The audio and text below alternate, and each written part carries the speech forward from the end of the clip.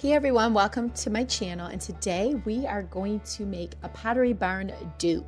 This Pottery Barn dupe is an Easter spring wreath that is made without mesh.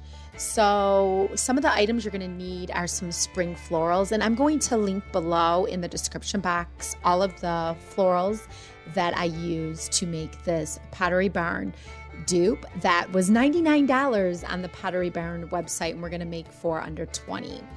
So I have a lot of pink and white and some greenery, some faux greenery as well. You'll need a hot glue gun and glue sticks, of course, and oval shape wreath form. And yes, I do have a show in the background on my iPad. I do that a lot when I craft. So the first thing I'm going to do is go ahead and remove all the stickers. Oh, you will also need some wire cutters because we are going to trim these down, our spring flowers and our greenery down to probably about, I would say 2 to 4 inches, depending on where I poke them around the grapevine wreath.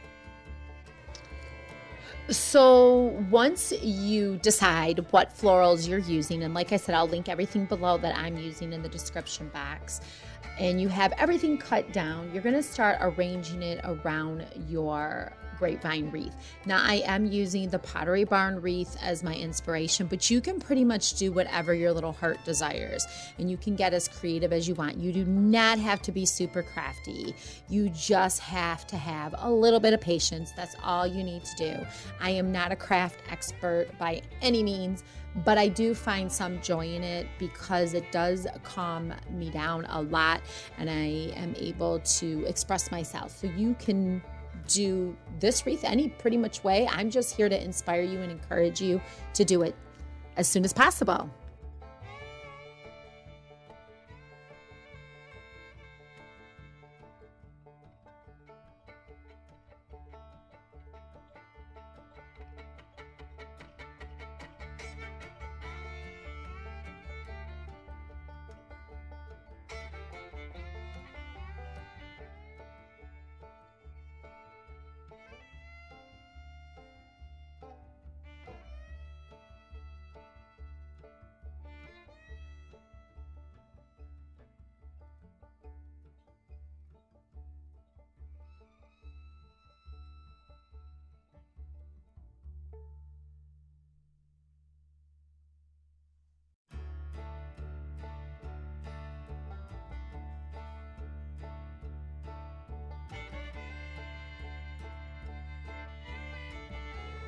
I did find these fun little cilantro sprigs that I thought would be perfect to add to this wreath. They were very different, and they were very similar to the Pottery Barn wreath.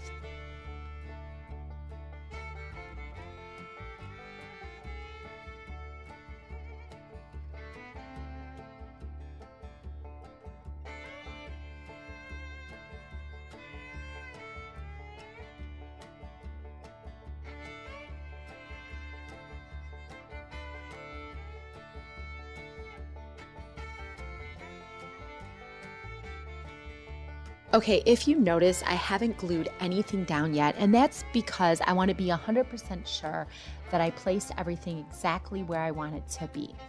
That's one thing I think people get discouraged by, is that if they do it once, they think that's how it has to be when they craft, and that's not true. You can rearrange and redo things as many times until you like the result. And so that's what I'm doing here, is I'm making sure I like where I want, and I want to put everything, and then I'll glue everything down once I know and I feel comfortable and pleased with my work.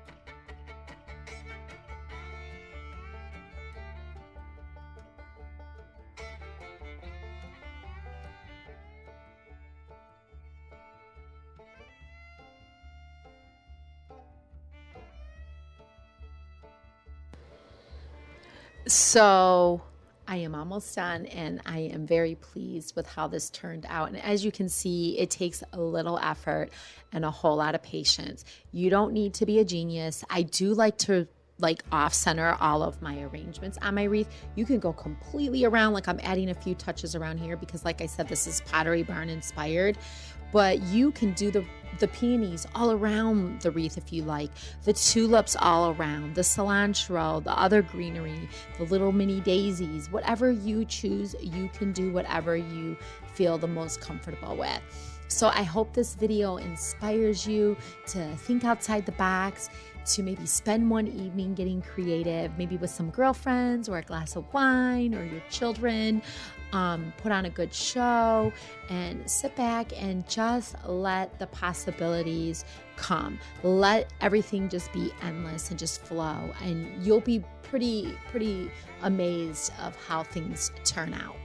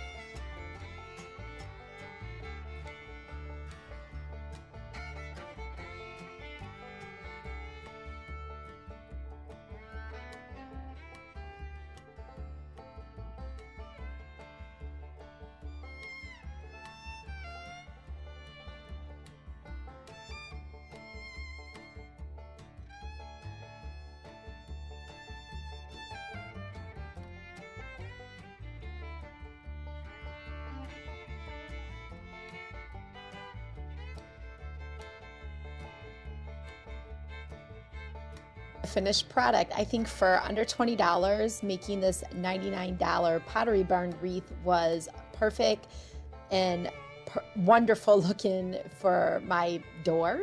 You can place this on your front or back door or on a wall, and I think this will bring so much joy this spring. I hope you enjoyed this video. If you did, please give me a thumbs up, and if you want to see more videos from me, hit that subscribe button.